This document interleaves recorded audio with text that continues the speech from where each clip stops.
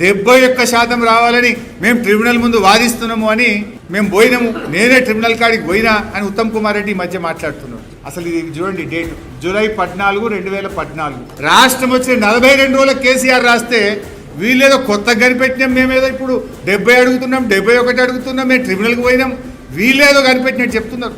ఆనాడు రాష్ట్రం ఏర్పడ్డ 42 రోజులకే, అంటే కేసీఆర్కు నీళ్ల మీద ఎంత నిజాయితీ ఉంది, రాష్ట్రం మీద ఎంత కమిట్మెంట్ ఉంది, ఎంత పట్టుదల ఉందనడానికి 42వ రోజే కొత్త సంసారం. అధికారులు కూడా లేరు, మన ఐఏఎస్ ఎవరో తెలియదు, ఏడ కూర్చోవాలనో తెలియదు, సెక్రటరియట్లో కుర్చీల పంచాయతీ నడుస్తుంది.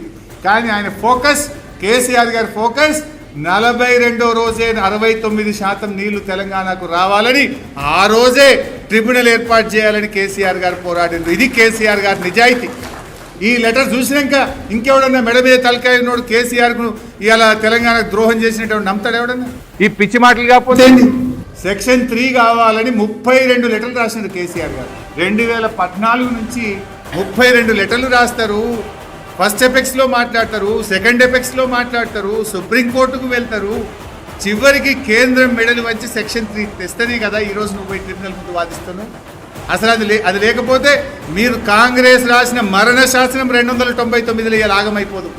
దాని నుంచి బయటకు తెచ్చి ఇవాళ కృష్ణలో మనకు ఒక 600 టీఎంసీలు రావడానికి ఆనాడు తెలంగాణ రాష్ట్రం తెచ్చి కేసీఆర్ ఎంత మేలు చేసిండో, ఇవాళ సెక్షన్ 3ని సాధించి తెలంగాణకు అంత మేలు చేసిన నాయకుడు మన కేసీఆర్ గారు.